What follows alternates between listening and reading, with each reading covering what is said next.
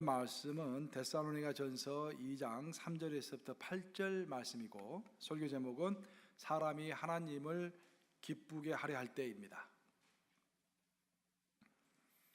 우리의 권면은 간사함이나 부정에서 난 것이 아니요 속임수로 하는 것도 아니라 오직 하나님께 옳게 여기심을 입어 복음을 위탁받았으니, 우리가 이와 같이 말하면 사람을 기쁘게 하려 함이 아니요 오직 우리 마음을 감찰하시는 하나님을 기쁘시게 하려 함이라. 너희도 알거니와 우리가 아무 때에도 아첨하는 말이나 탐심의 탈을 쓰지 아니한 것을 하나님이 증언하시느니라. 또한 우리는 너희에게서든지 다른 이에게서든지 사람에게서는 영광을 구하지 아니하였노라. 우리는 그리스도의 사도로서 마땅히 권위를 주장할 수 있으나 도리어 너희 가운데서 유순한 자가 되어 유모가 자기 자녀를 기름과 같이 하였으니. 8절 우리 함께 있습니다. 시작. 우리가 이같이 너희를 사모하여 하나님의 복음뿐 아니라 우리의 목숨까지도 너에게 주기를 기뻐함은 너희가 우리의 사랑하는 자 됨이라. 살아계신 하나님의 말씀입니다. 아멘. 오늘은 우리가 사람이 하나님을 기쁘시게 하려고 할 때 어떤 것을 해야 하나님께서 기뻐하시는가, 그 주제를 가지고 함께 이제 이야기를 나누는 시간입니다. 참 중요한 주제죠. 우리가 인생을 살 때 하나님을 기쁘시게 하는 삶을 사는 것이 참 중요한데, 어떻게 하면 하나님께서 기뻐하실까? 성경 말씀을 한번 상고해 보고자 합니다. 지금은 전 세계에서 가장 강대국 중에 하나인 독일이 원래는 이제 그 조그만 독립국가 몇 개로 이렇게 구성되어진 느슨한 연합체로 구성되어진 그런 나라였습니다. 원래 그러다가 1870년에 그 느슨한 독립국가 중에서 가장 강대국이었던 프로이센 왕국이 이제 독일을 통일하면서 통일 독일이 된 것입니다.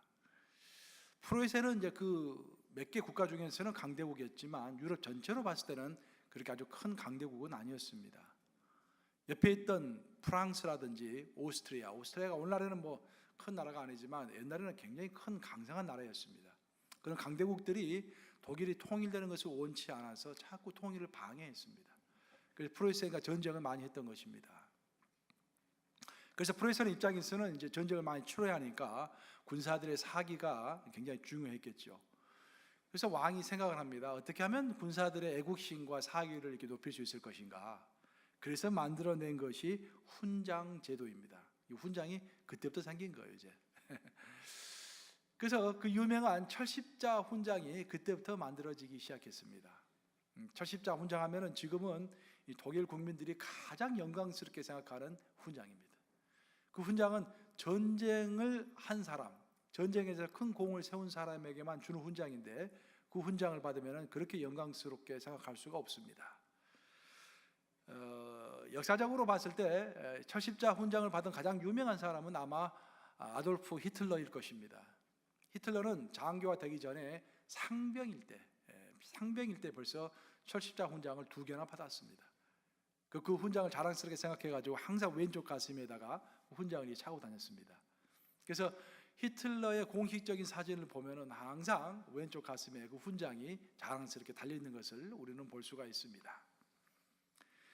철십자 훈장을 최초로 제정한 사람이 빌헬름 3세인데, 프리드리히 빌헬름 3세인데, 그 프리드리히 빌헬름 3세가 이제 전쟁을 하게 되면서 오스트리아와 전쟁을 했는데 오스트리아에게 지게 됩니다. 그리고 힘들어 있는 상태인데 옆에 있는 그 당시에 최고로 유럽에서 강대국이었던 프랑스가 또 쳐들어와서 또 프랑스에게도 지게 됩니다. 그래서 전쟁 배상금을 이제 물어내야 하는데 이 돈이 없는 거예요. 얼마나 힘들겠습니까? 그래서 궁예지책으로 생각해낸 것이 그 나라에 있는 모든 여인들이 가지고 있는 보석을 나라에 좀 내라 하고 공고문을 붙이게 됩니다. 그리고 너희들이 가지고 있는 보석을 이렇게 나라에 내면은 이 나라에서는 그 공을 인정해서 훈장을 주겠다라고 이야기를 합니다. 그리고 그 훈장에다가 이렇게 써놨습니다. 나는 금을 바치고 철을 얻어노라 라는 문구를 이렇게 새겨놨습니다. 그리고 거기다가 이제 빌헬름 3세가 이 훈장에다가 직접 사인을 해 주었습니다.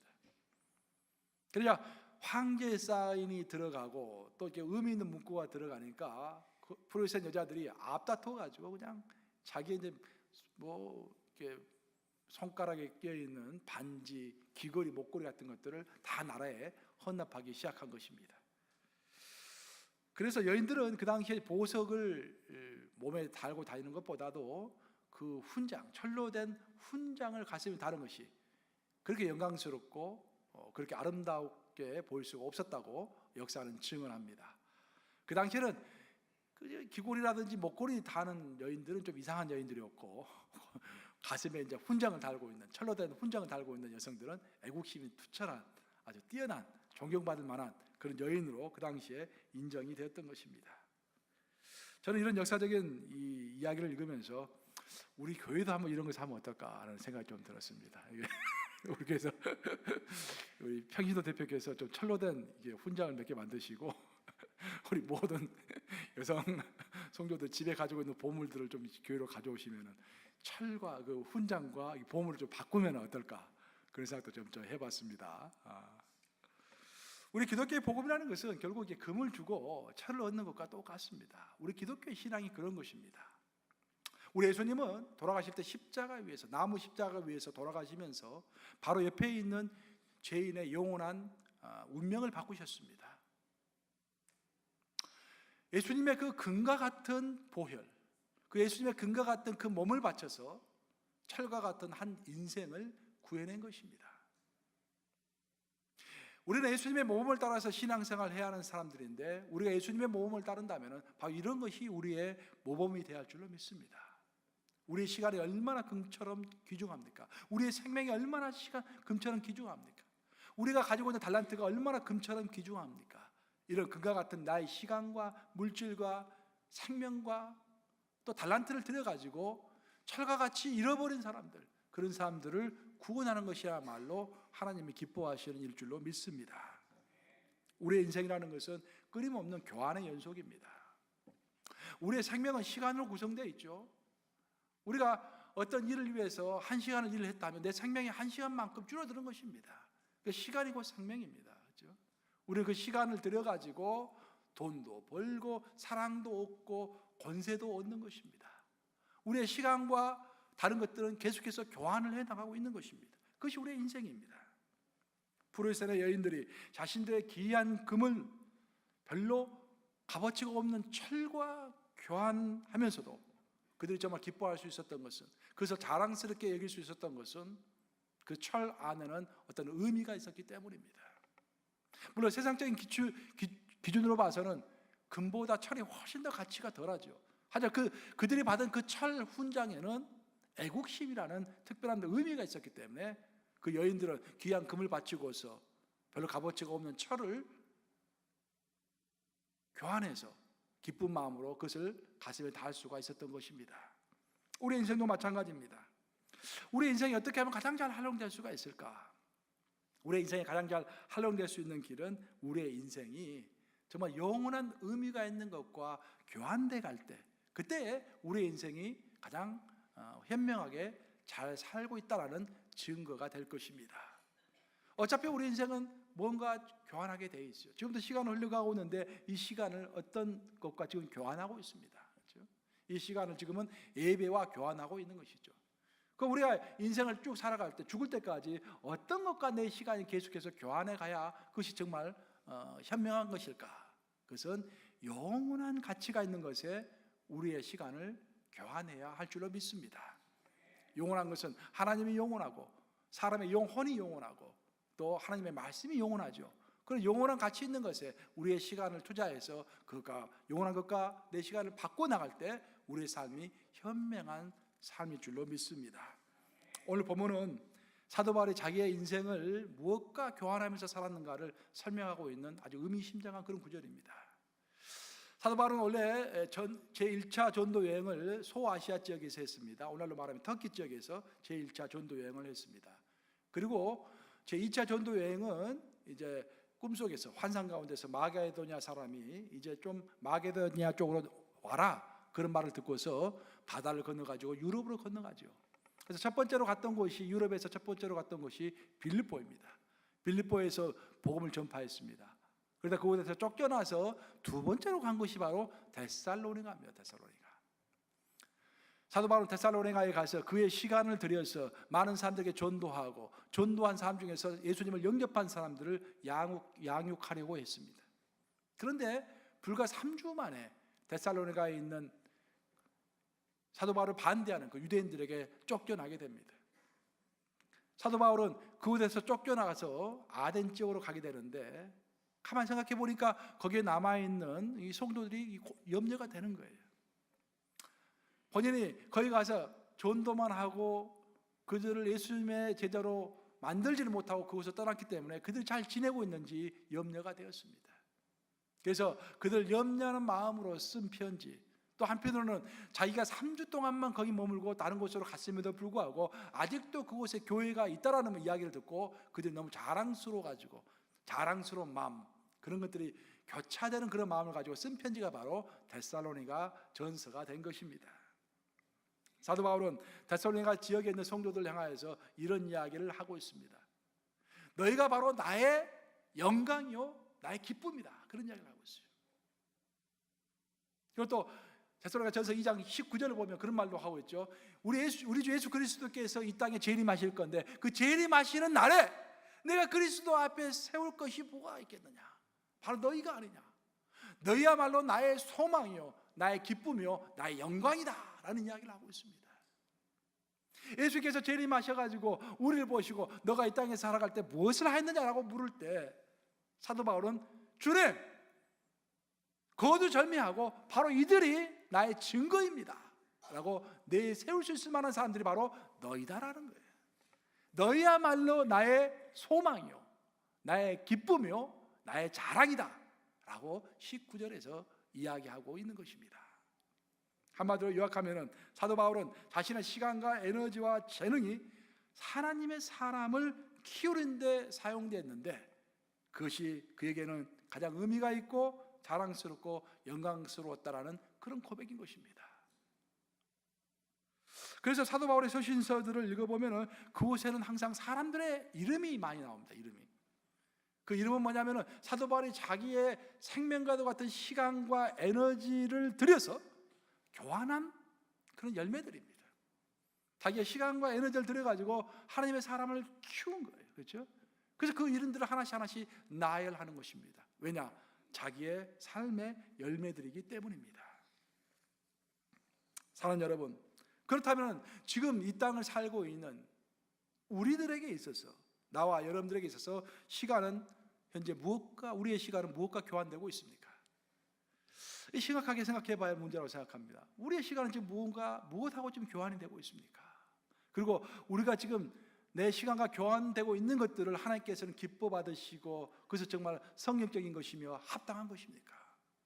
물론 우리가 먹고 살아야 하기 때문에 일을 해서 영원하진 않지만 그래도 우리에게 필요한 것들이 있습니다. 우리에게 빵이 필요하고 의복도 필요하고 집도 필요하죠.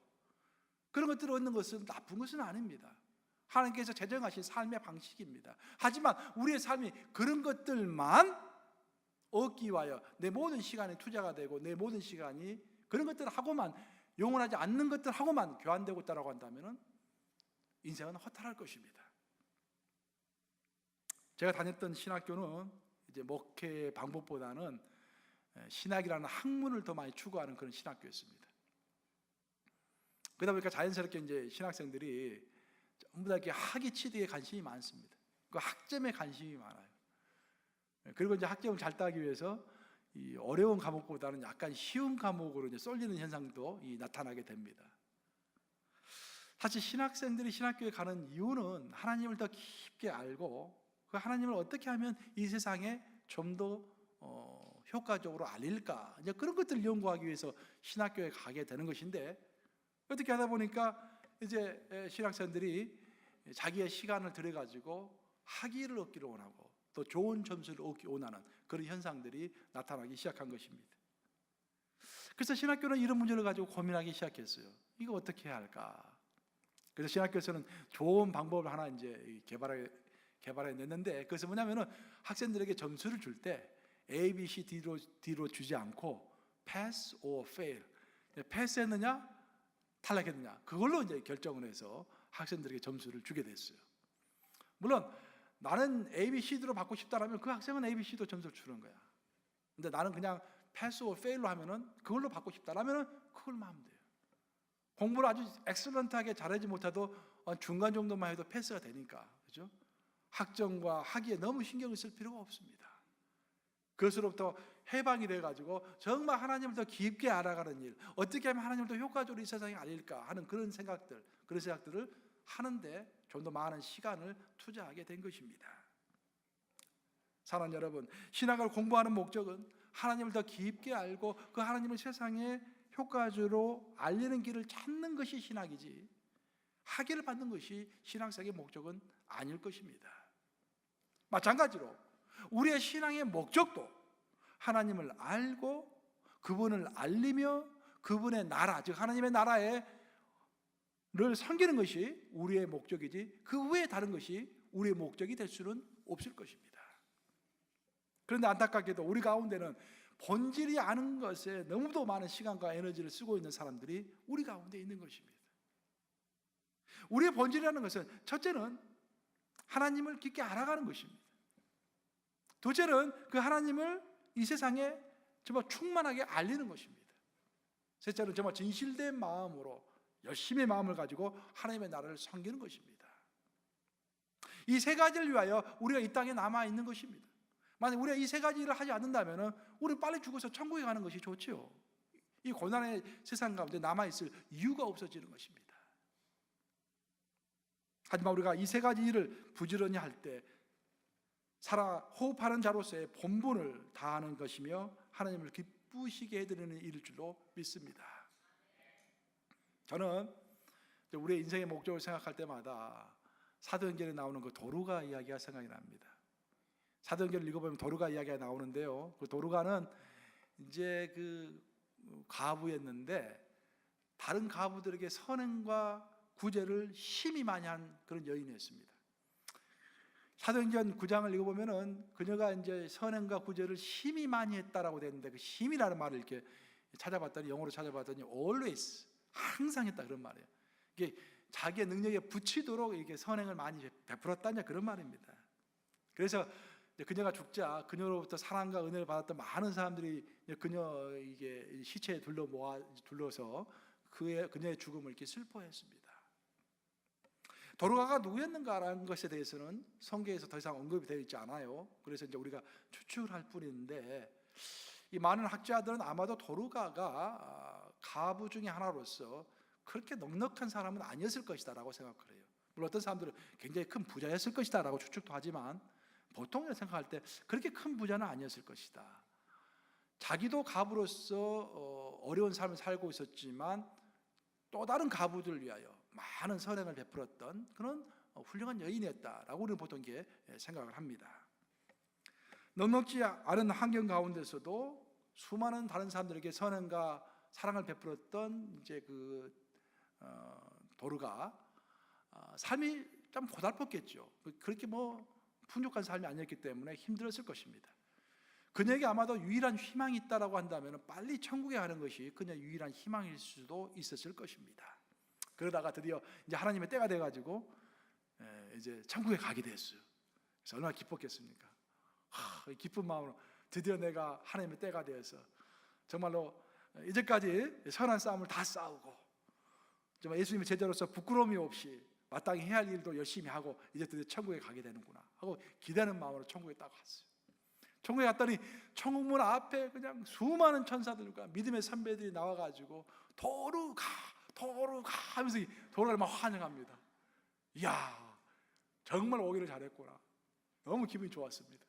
그리고 천국문 앞에 딱 갔더니 천사장 2명이 천국문을 딱 치고 있는데 천국문을 딱 통하려고 했더니 천사 2명이 탁 가로막습니다. 도루가 안 된다. 너가 들어갈 수가 없다. 아니, 들어갈 수 없다니요. 여기만 들어가면 내 천국인데 왜 들어갈 수 없습니까? 지금 베드로가 너를 위해서 밑에서 기도하고 있는데 베드로의 영빨이 너무 세가지고 도저히 너를 천문 안으로 보낼 수가 없구나. 너가 다시 돌아가야겠다. 그래서 이름이 돌아가라 해서 도로가라고 하는 이름이 지어진 거예요. 여러분들 모르셨죠? 여러분들 돌아가. 그래서 도로가 이게 된 거예요, 이름이.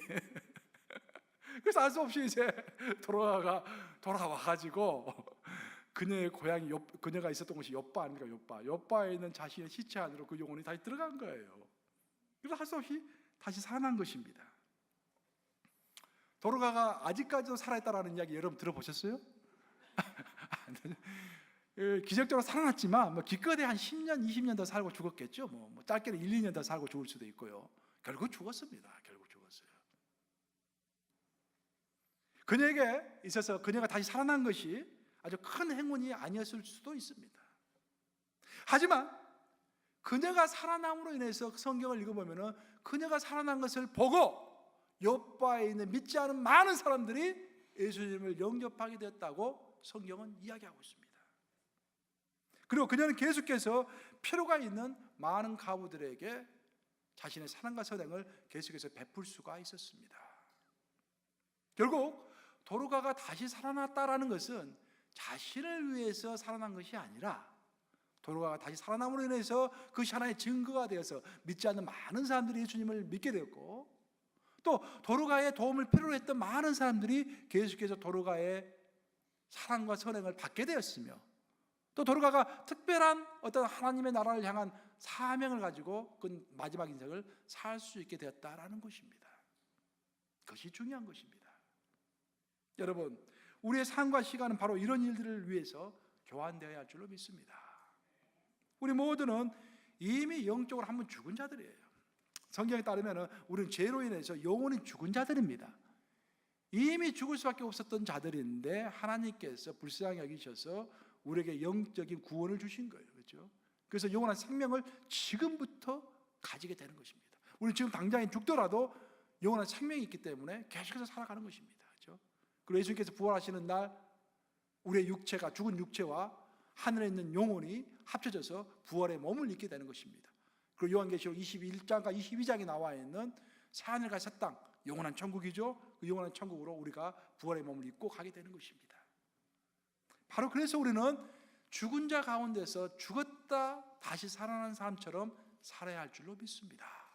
그것이 성경이 우리에게 이야기해 주고 있는 삶의 자세입니다.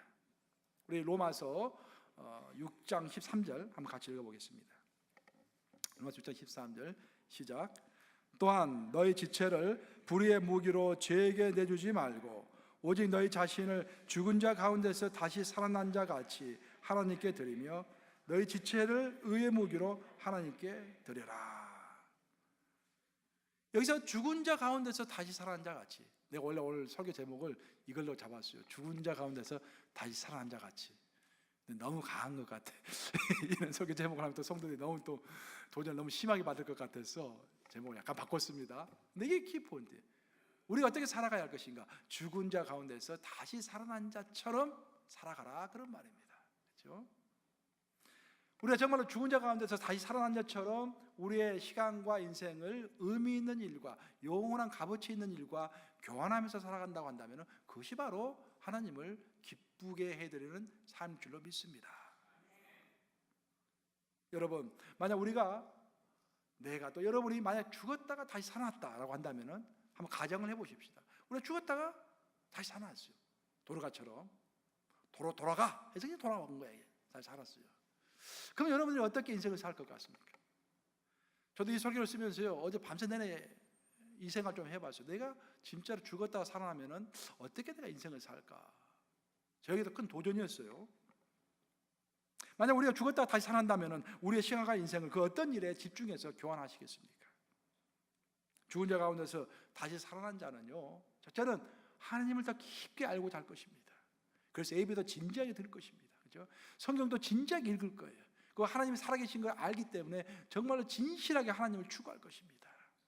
그리고 두 번째, 그 하나님이 살아계시다는 것을 알기 때문에 정말로 더 폭넓게 우리 하나님을, 우리 예수 그리스도를 이 세상에 알리고자 할 것입니다. 그렇죠? 세 번째로는 더욱더 정성을 들여서 진지한 마음을 가지고 하나님의 나라, 또 하나님의 나라의 주체인 교회를 섬기는 일에 또 열심을 낼 것입니다. 이런 의미 있는 일이 여러분의 삶에서도 펼쳐지기를 우리 주님의 이름으로 축복합니다. 바울은 오늘 본문을 통해서 우리가 진정으로 죽은 자 가운데서 다시 살아난 자처럼 하나님의 일을 하려고 할 때 우리가 주의해야 할 것이 한 가지가 있다고 오늘 본문은 설명합니다. 이제까지 내가 설명한 것은 우리는 죽은 자 가운데서 다시 살아난 것처럼 우리의 시간과 인생을 의미 있는 일에 투자해야 한다, 그런 이야기를 쭉 해왔습니다. 그런데 사도 바울은 여기에서 오늘 본문을 보면은 정말로 죽은 자 가운데서 다시 살아난 자처럼 살아가는 사람은 한 가지를 조심해야 한다라고 오늘 본문에서 이야기합니다. 그것이 무엇일까? 우리 데살로니가전서 2장 4절 오늘 본문 말씀 한번 같이 읽어보겠습니다. 시작. 오직 하나님께 옳게 여기심을 입어 복음을 위탁받았으니 우리가 이와 같이 말함은 사람을 기쁘게 하려 함이 아니요 오직 우리 마음을 감찰하시는 하나님을 기쁘시게 하려 함이라. 그러니까 정말로 우리가 하나님의 일을 하려고 하면은요, 죽은 자 가운데서 다시 살아난 것처럼 활동력 있게 정말 진심으로 전심을 다해서 하나님의 일을 하고자 하는 사람은 가장 조심해야 할 것이 사람을 기쁘게 하려고 하지 말고 누구를? 하나님을 기쁘게 하려고 해야 한다, 그런 말입니다. 우리가 사람의 눈치를 보고 사람을 기쁘게 하려고 하면은요, 오늘 본문 말씀에 따르면 사도 바울은 뭐라고 했냐면은 우리가 사람을 기쁘게 하려고 할 때 나타나는 현상이 간사해지고 부정해지고 속임수를 쓰게 되고 무엇보다도 아첨하는 말을 하게 된다라고 이야기를 하고 있습니다. 사람의 눈치를 보면서 사람을 기쁘게 하려고 하는 사람들의 특징입니다. 그래서 하나님의 일을 하는 사람은 과감하게 사람을 뛰어넘어서 하나님을 바라보면서 일을 해야 하는데, 근데 여기서 사도 바울은 또 다른 이야기를 하고 있습니다. 우리가 정말로 사람의 눈치를 보지 않고 하나님을만 바라보면서 일을 하려고 하면은 그 사람은 그 태도는 좋은데 그 태도에는 두 가지의 조건이 따라 붙는다고 이야기하고 있습니다. 첫째는 우리가 하나님만 바라보고 일을 해야 하는데, 하나님을 기쁘시게 해드리고 하나님만 바라보고 일을 해야 하는데, 그 하나님만 바라보면서 일을 하는 사람은 두 가지 조건을 꼭 충족시켜야 한다. 첫째가 뭐냐면은 자신의 권리를 주장하지 아니한다, 그런 말을 하고 있습니다. 우리가 오직 선한 마음을 가지고 하나님만 기쁘게 하려고 하나님만 바라보면서 일을 하는데도 불협화음이 생기고 어렵게 되는 이유가 뭐냐면은 우리의 권리를 포기하지 않기 때문입니다. 내가 권리를 취할 것 다 취하고 나는 하나님만 바라보면서 일을 한다 라는 그런 자세로 일을 하기 때문에 문제가 자꾸 생기는 것입니다. 제가 한국에 있을 때 한 8년간 직장생활을 했지 않습니까? 직장생활 하면서도 열심히 전도를 많이 했어요. 평신도에 있을 때 전도를 제일 많이 했고, 목사 되고 난 이후보다도 훨씬 더 전도를 많이 했던 것 같아요. 그때도 이제 열심히 신앙생활을 했는데, 한 번은 이제 제가 다니던 기업이 이제 공기업이기 때문에 정부에서 연락이 왔습니다. 표창을 한 사람 주고 싶은데 한 사람 추천하라고. 그리고 이제 연락이 우리 부서로 왔어요. 내가 이제 있었던 게 리서치 부서 조사부에 있었는데, 전 이코노미스트로 일을 하고 있었는데, 거기서 한 명을 이제 추천하라고 그래가지고 좁히다 보니까 저하고 우리 내 동기하고 두 사람 중에 한 사람이 받게 됐어요. 근데 그 결정을 우리 직장 상사가 하게 됐는데, 그 직장 상사는 저를 통해서 예수님을 알게 된 사람이었기 때문에 당연히 이제 내 차례가 되었구나, 드디어 내가 표창을 한번 받게 되는구나, 고가가 올라가겠구나, 이제 금방 승진하겠구나, 기분이 너무 좋았습니다. 뚜껑을 딱 열었는데 내가 안 되고 내 동기가 된 거야. 너무 섭섭. 너무 섭섭했는데 지금 와서 생각해 보니까 너무 잘된 결정이었어요, 그게. 왜냐하면 저는 그 당시에 사람의 눈치를 별로 보지 않고 전도하고 뭐 성경 공부 인도한다 그런 이유로 야근도 가끔씩 빠지고요, 회식 자리도 다 100% 참석하지 못하고 종종 빠지고요, 그랬었어요. 하나님의 일을 한다고 가감하게 했습니다. 또 저를 통해서 예수님을 믿게 된 사람들도 직장에 많이 있었기 때문에 또 그런 것들이 어느 정도 용납되는 그런 분위기였습니다. 하지만 나와 경쟁의 입장에 있었던 그 직장 동료는 예수님을 믿지 않는 사람이었어요. 근데 나는 사람의 눈치도 보지 않고 내가 하고 싶은 거 다 하면서 상까지 받아버리면 그 사람은 얼마나 시험을 받겠습니까? 예수라고 하면 입에 치를 떨겠죠, 그냥. 교회라고 하면 기독인이다 하면 너무너무 싫어하겠죠. 그래서 지금 생각해 보니까 상 안 받기를 너무 잘한 것입니다. 사는 여러분, 우리가 하나님 안에서 나는 사람의 눈치를 보지 않는다 라고 그런 자세로 일하는 것 좋습니다. 하지만 사람의 눈치를 보지 않으면서 아울러 내가 취할 수 있는 권리까지 다 취하고 내가 받을 수 있는 축복까지 다 받고 내가 하는 것은 뭐든지 다 잘 돼야 돼. 그리고 다 하면은 그것은 가능은 하겠지만 굉장히 위험한 것입니다. 하나님의 나라는 피의 순교라는 희생이라는 바탕 위에서 기독교가 세워지는 것입니다. 그렇죠? 예수님의 십자가의 보혈이 있었기 때문에 그 희생의 바탕화에서 기독교가 생겨난 거예요. 우리는 예수님의 모범을 따라야죠. 그렇죠? 정말로 우리가 예수님의 제자로서 교회를 세우고자 하는 사람이 되고 하나님의 나라를 세우고자 하는 사람이 되기를 원한다면 희생은 선택이 아니라 필수인 것입니다. 내가 나는 사람의 눈치를 보지 않는다, 하나님만 바라보면서 일을 한다 하면서 다른 사람들 상처 다 줘버리고 그냥 내가 찾을 권리 다 찾아먹고 내가 잘 되고 누구보다 다 잘 돼야 한다 하면 이것저것 다 잘 되고 희생은 아무것도 없으면서 나는 하나님만 바라보면서 일을 한다 했을 때 그 누가 믿지 않는 자들이 그것을 칭송하겠습니까? 바로 그래서 오늘 본문을 읽어보면은 사도 바울은 이런 말을 하고 있죠. 7절에 그런 말을 하고 있습니다. 나는 사도로서 내 권리를 주장할 수 있지만 내가 사도로서 내 권리를 너에게 주장하지 않는다라는 이야기를 하고 있는 것입니다. 우리가 하나님의 일을 하기 위하여 세상적 권리를 어느 정도 포기하는 것은 선택이 아니라 필수일 줄로 믿습니다. 아멘이 좀 조그만 것 같은데. 이제 하나님만 바라보면서 일을 하려고 하는 사람의 조건이 또 하나 있습니다. 이제 하나님만 바라보면서 일을 하라고 그래서 사도 바울이. 그렇지만 하나님만 바라보면서 일을 하는 사람, 첫째 자기 권리를 포기할 줄 알아야 한다 이야기했고, 두 번째 이야기하는 게 뭐냐면은 진정한 사랑의 마음을 가지고 해야 한다라는 것입니다. 오늘 본문인 데살로니가전서 2장 8절이죠. 한번 같이 읽어보겠습니다. 2장 8절 시작.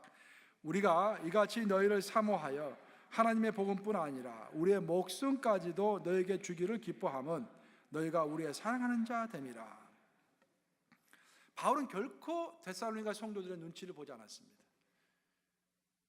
또 그들 기쁘게 하려고 하지 않았어요. 사역을 그런 식으로 하지 않았습니다. 사도 바울이 가감하게 했습니다. 하나님만 바라보면서 그냥 사역을 했어요. 그렇지만 동시에 사도 바울은 자기의 목숨까지라도 줄 정도로 데살로니가 성도들을 사랑했다라고 고백하고 있는 것입니다. 참 엄청난 도전입니다. 저에게도 즉각적으로 해당되는 그런 이야기죠. 이 성도들을 볼 때 원수로 보지 말고 내 목숨을 바쳐서 사랑의 대상으로 봐라. 이게 쉽지가 않습니다. 쉽지가 않아요. 여기 울림들도 많이 계시는데 여러분 울림가족 운영해 보시죠. 울림가족 운영해 보면 어때요? 이해가 안 되는 일들이 많죠. 저는 이 모든 울림가족이 모여있는 교회 전체를 움직여 나갈 때 얼마나 힘들겠습니까? 그렇죠? 근데 굉장히 도전적이에요. 사람의 눈치를 보지 않아야죠. 우리가 하나님만 바라보면서 나가야죠. 하지만 동시에 우리의 마음가짐은 내 목숨까지라도 줄 정도로 정말 성도들을 사모하고 사랑해야 한다, 그런 말입니다. 굉장히 도전적인 말씀입니다.